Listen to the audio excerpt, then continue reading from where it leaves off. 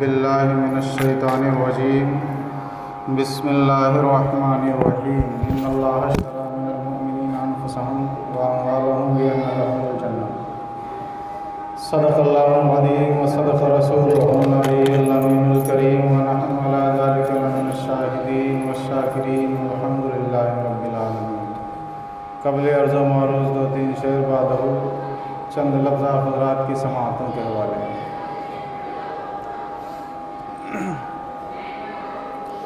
دور اے دل رہے مدینے سے، دور اے دل رہے مدینے سے، دور اے دل رہے مدینے سے، موت بہتر ہے ایسے جینے سے، موت بہتر ہے ایسے جینے سے، ان سے میرا سلام کہہ دینا، ان سے میرا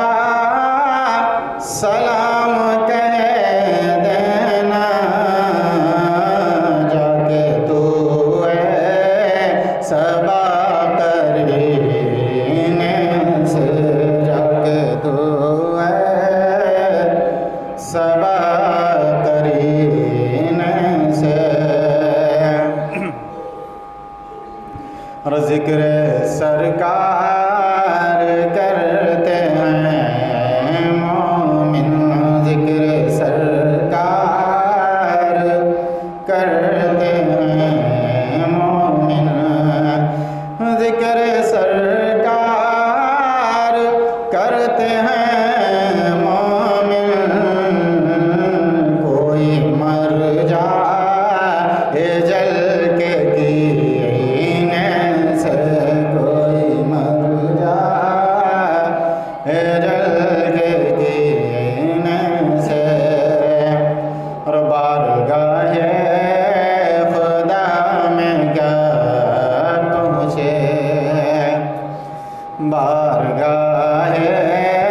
خدا میں کیا پہنچے، بارگاہ خدا میں کیا پہنچے، گر گیا جو نبی کے سینے سے، گر گیا جو نبی کے سینے سے، روز تجلی کے سامنے اختر، روز تجلی کے سامنے اختر، گل کو آنے لگے پسینے سے، گل کو آنے لگے پسینے سے، درود پاک اللہم صلی علی سیدنا مولانا محمد بارک وسلم صلو علیہ صلاۃ و سلام علیک یا رسول اللہ یا نبی اللہ یا حبیب اللہ، ان اللہ اشتری من المؤمنین انفسهم واموالهم بان لهم الجنہ یقاتلون فی سبیل اللہ فیقتلون ویقتلون۔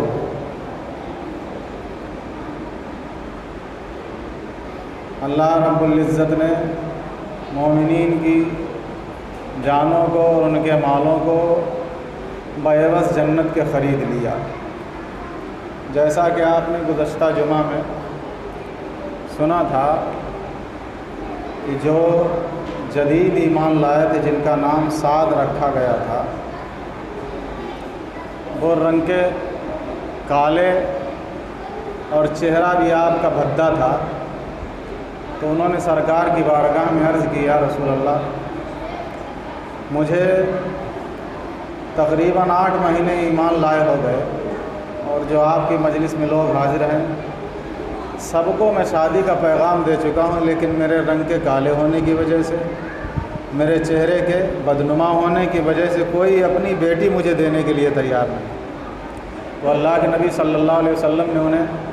بھیجا تھا کہ فلاں شخص کے دروازے پر چلے جاؤ، بڑی حسین و جمیل بیٹی ہے، اور کہنا کہ تمہاری بیٹی کا نکاح جو ہے کیا وہ اللہ کے حبیب نے تمہارے ساتھ کر دیا۔ چنانچہ جا کر کے یہ ساری تفصیل آپ سن چکے ہیں۔ اور اس کے بعد جب شب عروسی آتی ہے، شب زفاف کا وقت آتا ہے، تو آپ کے پاس مہر ادا کرنے کے لیے کچھ نہ تھا، تو سرکار سے عرض کرتے ہیں یا رسول اللہ مہر کیسے ادا کیا جائے، میں لوگوں سے کچھ طلب کر لوں۔ تو سرکار نے فرمایا عثمان غنی کے پاس جاؤ، عبد الرحمن ابن عوف کے پاس جاؤ، اور ایک صحابی کا نام اور لیا تھا، ان سے 200 درہم طلب کرو، مہر بھی ادا کر دینا، اور جو زفاف کی ضروریات کے سامان ہیں وہ سامان بھی خرید لینا۔ تو جب شب عروسی کے سامان خریدنے کے لیے بازار میں پہنچتے ہیں تو ایک منادی النفیر النفیر کی ندا بلند کر رہا تھا۔ النفیر النفیر جس کا مطلب عربی میں آتا کوچ کرو کوچ کرو، اور سیدھا سادہ مطلب یہ تھا کہ اللہ کے نبی نے حکم دیا ہے کہ اللہ کی راہ میں جہاد کرنے کے لیے نکل پڑو، اللہ کی راہ میں۔ چنانچہ شب عروسی کے سامان خریدنے کے لیے وہ پیسے جمع کیے تھے۔ اب کہتے ہیں آج ایسی چیز ضرور خریدوں گا کہ جس سے اللہ بھی خوش ہو جائے گا اور رسول اللہ بھی خوش ہو جائے گا۔ ایک بھالا خرید لیتے ہیں، ایک تلوار خریدتے ہیں، ایک سپر ڈھال خریدتے ہیں، اور ایک گھوڑا خرید کر کے مجاہدوں کی صف میں پہنچ جاتے ہیں۔ میدان کارزار میں جو اللہ نے چاہا، صحابہ کہتے ہیں جو بھی سامنے آتا تھا قتل کیا جاتا تھا، لیکن ایک ایسا بھی وقت آیا کہ جناب والا اس مرد مومن کی تمنا پوری ہوتی ہے اور اللہ رب العزت اسے جام شہادت عطا کرتا ہے۔ جب انہیں جام شہادت عطا کیا گیا تو لوگوں نے آواز لگائی، سعد اپنے گھوڑے سے گر گئے۔ اللہ کے نبی خیمے سے باہر نکلتے ہیں یا سب سے باہر نکلتے ہیں، اور نکل کر کے جناب سعد کے قریب پہنچتے ہیں، اور قریب پہنچ کر کے سعد کے سر کو اٹھا کر کے اپنی گود میں رکھ لیتے ہیں۔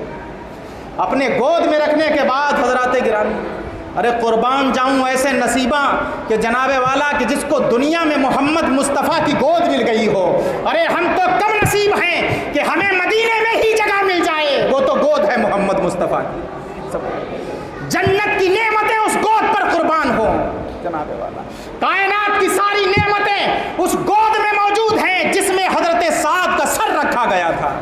تو آقا کریم صلی اللہ علیہ وسلم اپنی گود میں حضرت سعد کا سر رکھتے ہیں، اور رکھنے کے بعد آپ کی آنکھوں سے آنسو جھلک آتے ہیں۔ غور کرنے کی بات ہے، دیکھیے توجہ دیں، صحابہ کہتے ہیں کہ ہم نے دیکھا کہ آنکھوں سے آنسو جھلک آئے، پھر سرکار تھوڑی دیر کے بعد مسکراتے ہیں، اور مسکرانے کے بعد چہرہ پھیر لیتے ہیں۔ غور کریں، میدان کارزار میں یہ صحابہ کا عشق اور محبت تھی کہ اگر میدان کارزار میں بھی ہوتے تھے تو محمد مصطفیٰ کی ادائیں ملاحظہ کرتے تھے کہ سرکار کیا کر رہے ہیں، آنکھوں کو ملاحظہ کر رہے ہیں کہ آنکھوں سے آنسو گر رہے ہیں، چہرے کو دیکھ رہے ہیں کہ چہرے پہ مسکراہٹ آئی ہے۔ نماز پڑھتے ہیں تو نماز میں سجدہ رب کے لیے ہوتا ہے، لیکن ملاحظہ محمد مصطفیٰ کی ذات کا ہوتا ہے، دیکھ رہے ہیں کہ سرکار کیا کرتے ہیں۔ پوچھا گیا کہ سرکار نماز میں قرأت کرتے ہیں؟ ہاں کرتے ہیں۔ کہا کیسے پتہ ہے بھائی؟ ظاہری نماز میں تو جان لیتے ہو سرکار قرأت کرتے، سری نماز میں کیسے جان لیتے ہو؟ کہا نماز پڑھتے پیچھے ہم نے دیکھا ہے کہ سرکار جب نماز پڑھاتے ہیں تو آپ کی داڑھی مبارک ہلا کرتی ہے، ہم اس سے سمجھ لیتے ہیں کہ سرکار تو عبادت خدا کی ہے، سجدہ خدا کے لیے کر رہے ہیں۔ حضرات گرامی، سجدہ خدا کے لیے کر رہے ہیں، عبادت رب کی ہے، لیکن اس عبادت میں بھی چہرہ مصطفیٰ کا دیدار کرتے ہیں، چہرہ مصطفیٰ کا دیدار کرتے نظر آتے ہیں، سرکار قرات کرتے ہیں۔ تو وہ ادائیں میدان کارزار میں جہاں تیر و تبر چل رہے ہوں، گردنیں کٹ رہی ہوں، ہاتھ تن سے جدا ہو رہے ہوں، سینوں میں بھالے پیوست ہوتے ہوں، وہاں بھی صحابہ کا عشق اور محبت یہ تھا کہ وہ سرکار کی اداؤں کو دیکھتے تھے کہ سرکار کیا کر رہے ہیں، سرکار کی اداؤں کو دیکھ کر کے سمجھ رہے ہیں۔ محبت سے دیکھو تو ادا نظر آتی ہے، اور بغض کی نظر سے دیکھو گے تو وہی خطا نظر آئے گی۔ محبت کی نظر سے دیکھو۔ آج بھی جو محبت کی نظر سے علماء کو دیکھتے ہیں انہیں علماء کی ادائیں نظر آتی ہیں، اور جو بغض و عناد لا علمی کی بنیاد پر دیکھتے ہیں، انہیں خطائیں نظر آتی ہیں، انہیں کمیاں نظر آتی ہیں، تو یہ اپنی اپنی نظر ہے۔ ابو بکر جب دیکھتے ہیں تو محمد مصطفیٰ سے حسین کوئی نظر نہیں آتا ہے، اور ابو جہل دیکھتا ہے تو محمد مصطفیٰ سے بدصورت کوئی نظر نہیں آتا ہے۔ کیا بات ہے، ایک تو کہتا ہے سب سے زیادہ خوبصورت، اور دوسرا کہتا ہے کہ سب سے زیادہ بدصورت، کیا بات ہے؟ تو سرکار فرماتے ایک آدمی دوسرے آدمی کا آئینہ ہے، آدمی دوسرے آدمی کا آئینہ ہے، وہ جب دوسرے کو دیکھتا ہے اپنی تصویر دیکھتا ہے۔ تو ابو بکر نے مجھے دیکھا، چونکہ ابو بکر کا سینہ نور سے معمور ہے اس لیے خوبصورت نظر آتا ہوں، اور ابو جہل اس کا دل خود ہی سیاہ ہے تو اسے بدصورت ہی نظر آؤں گا۔ تو محبت کی نظر سے دیکھے جائے تو ادائیں ہوتی ہیں، اور کچھ معاملات ایسے بھی ہوتے ہیں جو ہماری سبق سے پرے ہوتے ہیں، وہ بھی خطائیں بن جاتی ہیں۔ جن مسئلوں کو ہم سمجھ نہیں پاتے، جن مسئلوں کو عوام سمجھ نہیں پاتی، اسے خطا سمجھ بیٹھتی ہے، اور پوچھنے کی بھی توفیق اللہ دیتا نہیں ہے کہ جا کر کے پوچھ لے یہ صحیح ہے یا غلط ہے، اور اسے خطا سمجھ کر کے پھر کیا ہوتا ہے، چغلی میں مبتلا ہوتا ہے، غیبت میں مبتلا ہوتا ہے، جہاں تہاں برائیاں کرتا نظر آتا ہے۔ حضرات گرامی، اگر وہی جو تیری نظر میں خطا تھی کہیں دیکھ تو نہیں رہے کہ ایسا تو نہیں ہے شریعت مصطفیٰ ہو جسے تو خطا سمجھ رہا ہے، تو ایک تو یہ کہ محمد مصطفیٰ کی شریعت کو خطا سمجھ لیا ہے، اور دوسرا یہ کہ جس کی خطا سمجھی ہے اس کی خطا کو بغض و عناد میں بدل کر کے غیبت و چغلی کر کے گناہوں میں بھی مبتلا ہو گیا ہے، گناہوں میں بھی مبتلا ہوتا نظر آتا ہے۔ تو ان معاملات پر چاہیں سرکار فرماتے اطلبوا العلم من المہد الی اللحد، علم پڑھنے کا کوئی وقت نہیں ہوتا میاں، کہ آپ بچپنے میں ہو تبھی پڑھ سکتے ہو، جوان ہو تو نہیں پڑھ سکتے، بوڑھے ہو گئے تو نہیں پڑھ سکتے۔ اگر کتابوں میں نہیں پڑھ سکتے ہو تو علماء کی زبانی پڑھنا سیکھو، مجلسوں میں بیٹھ کر کے پڑھنا سیکھو۔ کیسے سرکار فرماتے کن عالمن، عالم ہو جاؤ، نہیں ہو سکتے او متعلمن، متعلم بن جاؤ، متعلم بھی نہیں ہو سکتے پھر کیا بن جاؤ، سرکار فرماتے ہیں او مستمعن، تو پھر علماء کو سننے والے بن جاؤ، علماء کو سننے والے بن جاؤ۔ یہ بھی وقت نہ ملے، ہو سکتا ہے دنیا میں اتنے مصروف ہو جاؤ کہ یہ بھی وقت نہ ملے کہ علماء کی سن لے، تو پھر اللہ کے نبی صلی اللہ علیہ وسلم نے آگے بھی دروازہ کھول دیا، اس کے بعد فرمایا او محبن، اگر سننے کا بھی وقت نہ ملے تو محبت کرتے رہیو، محبت کرتے رہنا، محبت کی نظر سے دیکھنا، او محبن، یا پھر کیا بن جاؤ،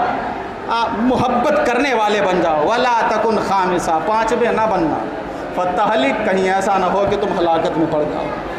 تو سرکار دو عالم صلی اللہ علیہ وسلم کی میدان کارزار میں بھی سرکار کی اداؤں کو ملاحظہ کر رہے تھے، جب سرکار کے آنسو گرتے دیکھے اور پھر مسکراتے دیکھا، اور مسکراتے دیکھنے کے بعد پھر کیا دیکھتے ہیں کہ سرکار نے چہرہ انور ان کی طرف سے پھیر لیا ہے، چہرہ انور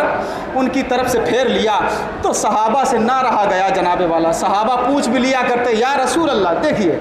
کبھی کیا ہے آنسو بہاتے دیکھا جائے کسی کے لاشے کے پاس، اور کبھی پھر کیا ہوگا کسی کو ہنستے دیکھ لو، مسکراتے دیکھ لو چہرے پر کہ یہ مسکرا بھی رہا ہے لاشے کے پاس، اور پھر کیا ہو جائے لاشے سے منہ پھیر لیا جائے تو آدمی چکر میں پڑ جائے، اور کیا بات ابھی 4 آنسو گرائے، اب ہنس رہا ہے، اب جا کر کے چہرہ بھی پھیر لیا، سمجھ۔ تو صحابہ عرض کرتے ہیں یا رسول اللہ، میں نے آپ کو دیکھا کہ آپ جب سعد کے پاس پہنچے ہیں تو آپ نے گود میں سر اٹھا کر کے رکھا، اور اس کے بعد آپ نے آنسو گرائے، اس کے بعد پھر آپ مسکرائے، اور اس کے بعد پھر آپ نے چہرہ پھیر لیا۔ تو سرکار نے فرمایا آنسو اس لیے گرائے کہ مجھے اس کی شوق اور محبت پر ناز ہوا تو میری آنکھوں میں آنسو آ گئے، اور مسکرایا اس لیے کہ اللہ رب العزت نے اسے حوض کوثر عطا کر دیا ہے کہ جس پر میں اپنے ہاتھوں سے اسے کوثر کے جام پلاؤں گا، اس لیے مسکرا رہا تھا، اور چہرہ اس لیے پھیر لیا تھا کہ اللہ رب العزت نے اب جو جنت میں اس کے لیے منکوحہ عورتیں رکھی ہیں، میں نے دیکھا کہ وہ اس کی طرف بڑی چلی آ رہی ہیں، اور ان کی پنڈلیاں دکھ رہی ہیں، اور ان کا عالم یہ ہوگا، خوبصورتی کا عالم یہ ہوگا کہ پنڈلیوں کی ہڈیوں سے ہڈیوں کے اندر کا مغز نظر آتا ہوگا۔ تو سرکار فرماتے ہیں میں نے جب اس کی جنتی بیویوں کو آتے دیکھا، شرم سے میں نے چہرہ پھیر لیا تھا، میں نے شرم سے چہرہ پھیر لیا تھا۔ اور پھر سرکار فرماتے ہیں جاؤ اس کی ڈھال بھی اٹھا لاؤ، جاؤ اس کا بھالا بھی لے آؤ، اور جاؤ اس کی تلوار لے آؤ، اور جا کر کے اس کی بیوی کے پاس پہنچا دو، اور کہہ دینا اس کے گھر والوں سے کہ تمہارے تمہارے شوہر کا نکاح جو ہے کیا ہے وہ کسی تمہاری بیٹی سے، تمہارے شوہر کا، تمہاری بیٹی کے شوہر کا نکاح تمہاری بیٹی سے زیادہ خوبصورت بیویوں سے کر دیا گیا ہو، تمہاری بیٹی تمہیں مبارک ہو، اور یہ جو ترکہ میں ڈھال ہے، تلوار ہے، بھالا ہے اور گھوڑا ہے، یہ ترکہ تمہیں مبارک ہو، اب جہاں چاہو اپنی بیٹی کا نکاح کر دو جناب۔ تو یہ سرکار دو عالم صلی اللہ تعالیٰ علیہ وسلم کی نظر ہے۔ اب یہاں پر ایک بات یہ بھی سمجھ میں آتی ہے، امام عشق محبت اسی لیے کہتے ہیں دور و نزدیک کے سننے والے وہ کان، سمجھ رہے ہیں، دور و نزدیک کے وہ کان بھی سنتے ہیں، دور سے پکارتا ہے اسے بھی سنتے ہیں، نزدیک سے پکارتا ہے اسے بھی سنتے ہیں، اور وہ نگاہیں جناب والا،